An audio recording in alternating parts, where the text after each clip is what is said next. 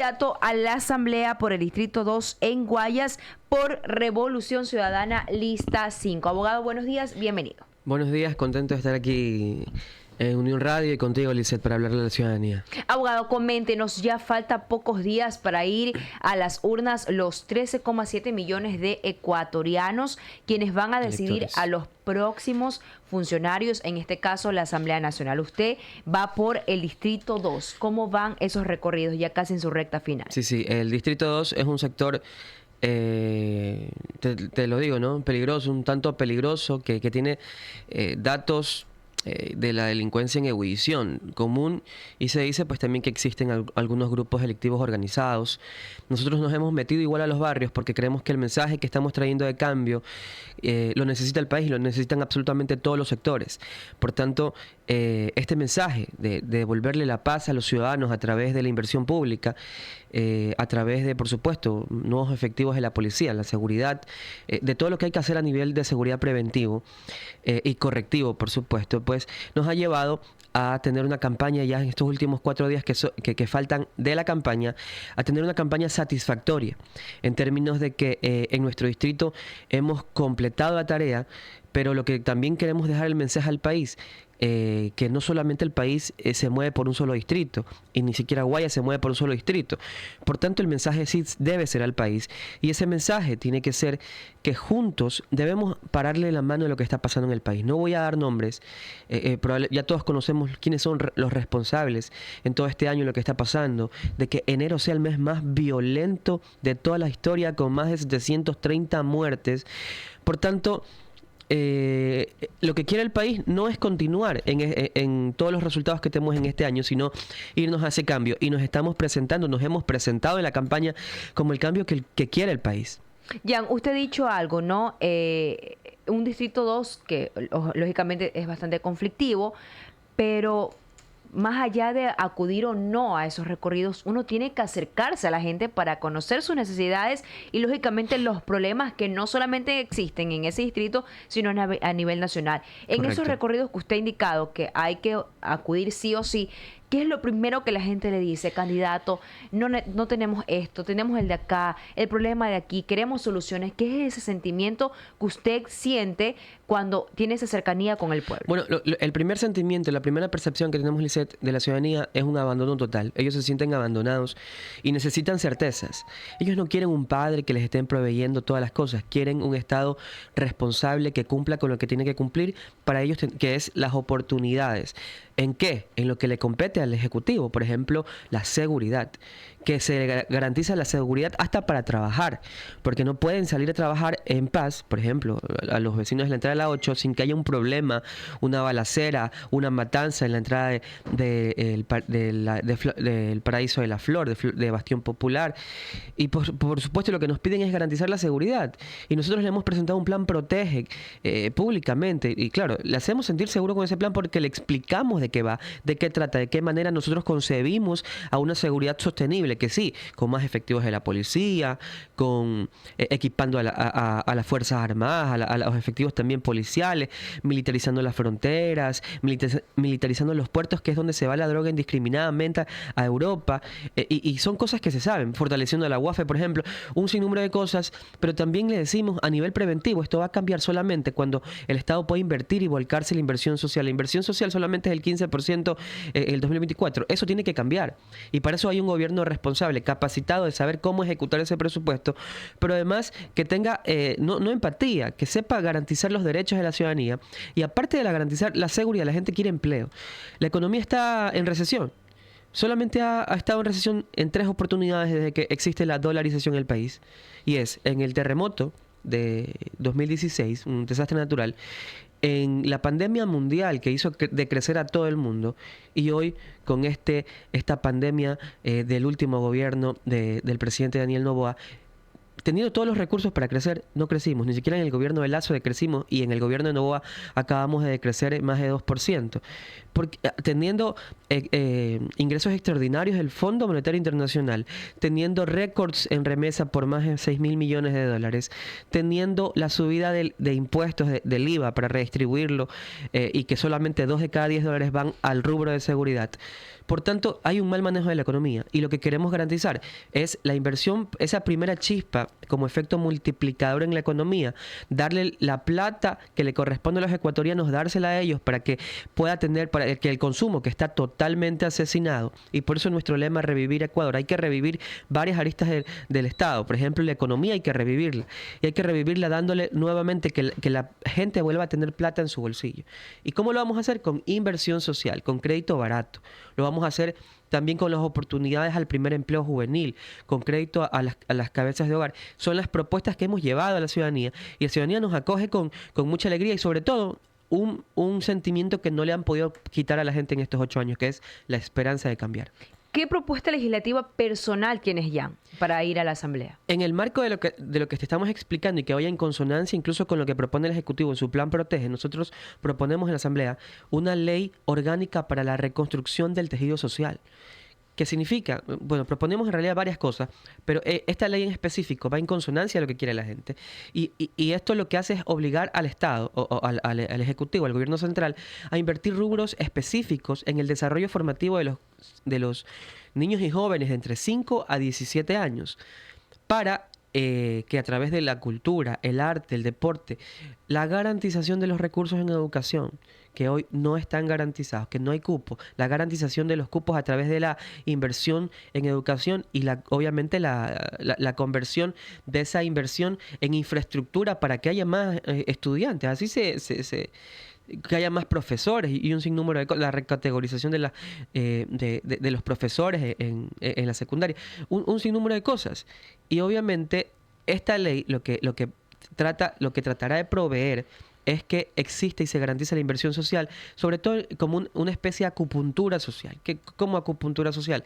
De que vayas atacando en partes estratégicas, sobre todo en las zonas de conflicto donde la inseguridad campea más. Porque sí, Ecuador vive cifras en rojo, pero hay lugares también que necesitan un ataque o una intervención por parte del gobierno más que otras. Por ejemplo, Guayaquil, por ejemplo, Durán, que es terminó el 2024 como la 6ª ciudad más peligrosa del mundo. En el 2023 nos llevamos el premio al primer lugar y terminamos en el 2024 con el 6º, una ciudad ecuatoriana. Guayaquil también sigue en el top 10. Por tanto, nosotros concebimos filosóficamente incluso y pragmáticamente a la inversión social como el motor que te mantiene seguro en el tiempo y es la fórmula de los países desarrollados para vivir seguros. 8:43 Jan. Varios proyectos, varias leyes. La gente, incluso expertos constitucionales, dicen, ya tantas leyes, ¿para qué más leyes? Y cuando nosotros le preguntamos a los candidatos, ¿tienen propuestas en mente? Y nos salen con una ley nueva. ¿Esto es posible dentro de la Asamblea Nacional? Porque es que la gente critica mucho la Asamblea Nacional. ¿Qué podemos hacer ahí, Jan? La gente critica mucho la Asamblea Nacional. En una parte lo hace genuinamente y en otra parte motivada por un sentimiento infundado, por lo que pasa, porque es que hay una pelea de que tú te echas la culpa acá, que la culpa lo tiene el Consejo de Participación, lo tiene la Asamblea, lo tiene el Ejecutivo. Y por eso hay esa polarización además entre funciones del Estado. En vez de coordinar juntas y llevar adelante el Ecuador, lo que se hace es echarse la culpa y desagregar el costo político hacia la otra función. Y eso obviamente sale en los medios masivos y al final del día la gente percibe esta polarización. Pero realmente lo que... se me escapó su pregunta ya nuevamente. O sea, prácticamente, ¿cómo recuperar esa confianza con la gente? Ya, hablabas de que hay muchas leyes y yo te doy la razón en esa parte. El legislador no siempre tiene que hacer una nueva ley. Lo que tiene que hacer, sí, es probablemente hacer una ley que no exista o que pueda ayudar en el contexto en el que se encuentra el país Y por ejemplo, la ley le estoy proponiendo a la ciudadanía, creo que básicamente entra en ese contexto de que se necesita una garantización, junto con una reforma al COTAT y una reforma al Código de Trabajo que se ajuste a las necesidades contemporáneas de los trabajadores, a las nuevas modalidades de trabajo y que pueda cubrir también a las 2/3 partes de la población económicamente activa que vive en la informalidad. Por ejemplo, a través de que puedan tener seguridad social con un aporte voluntario probablemente menor, de acuerdo a sus ingresos, pero que al final tenga una regularización y que a través de esa regularización incluso se pueda ver un mínimo pago de impuestos, no para cargar más de impuestos, sino para que ellos tengan protección social. Lo que hay que hacer en la Asamblea, más allá de ir a proponer otra ley y otra ley, porque las leyes no son letra muerta si no hay alguien que las cumpla, o que las haga cumplir, o que las desee cumplir. Lo que hay que también hacer un trabajo más bien, hay que aplaudir a quien quiera unificar más bien, el que quiera tratar de poner en un contexto de mayor comprensibilidad, de mayor, de quitar las parafernalias, para que la ley sea más agradable y pueda ser más agradable, sobre todo a algunos sectores que están hoy atacados, el sector productivo. Entonces, no se trata siempre de crear más leyes, sino de reformar las que ya están, ajustándolas a las necesidades contemporáneas. Entonces, aquel legislador que te va y te promete, mira, yo voy a hacer... Porque los tiempos cambian y bastante. Porque es que además los tiempos cambian y las leyes y los gobernantes deben estar siempre en función de las necesidades contemporáneas. Y además de legislar, ustedes también fiscalizan en caso de que llegue a la Asamblea Nacional y la ciudadanía lo decida así ya.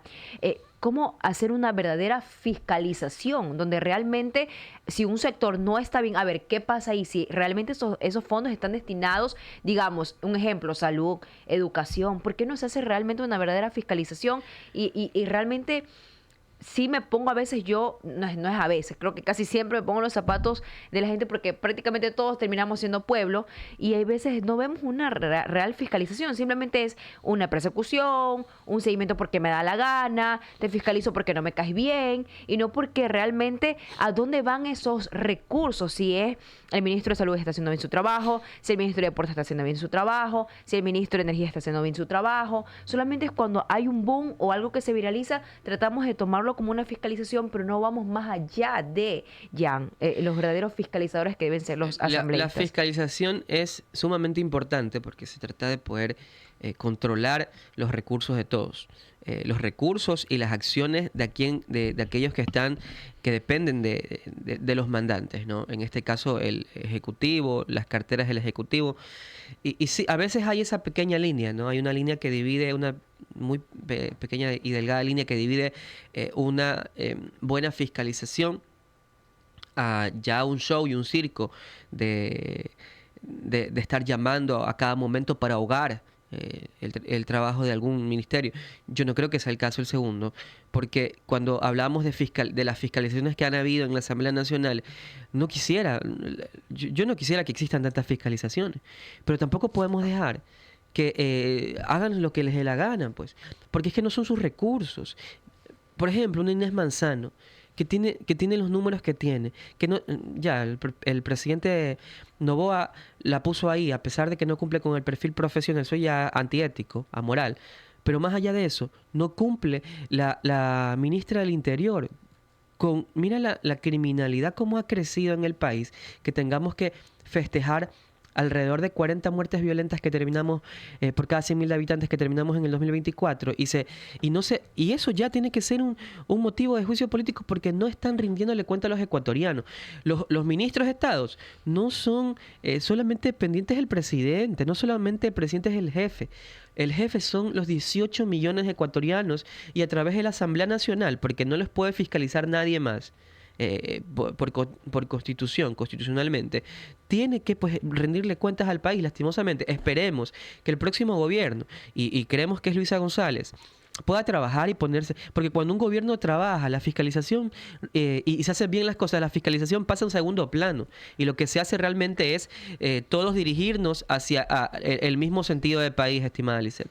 8:49 minutos, perfecto. Jan, ¿algo más que desee destacar esta mañana con respecto a su candidatura a la Asamblea Nacional, Distrito 2, Guayas? Sí, no, hablarle a toda la audiencia de esta prestigiosa radio, este medio de comunicación, y decirles que la historia nos está mirando de frente a los ojos en esta oportunidad a preguntarnos si queremos ser solamente espectadores o protagonistas de este cambio. Un cambio que realmente el país necesita y pide a gritos desde hace mucho tiempo, pero que hoy se ha agudizado aún más. Yo les he presentado una propuesta y les he presentado también un proyecto político, es la lista 5 para revivir Ecuador. Perfecto. 8:50 minutos. Le queremos agradecer entonces al abogado Jan Íñiguez, candidato a la Asamblea Gracias por a ti. Guayas, Distrito 2.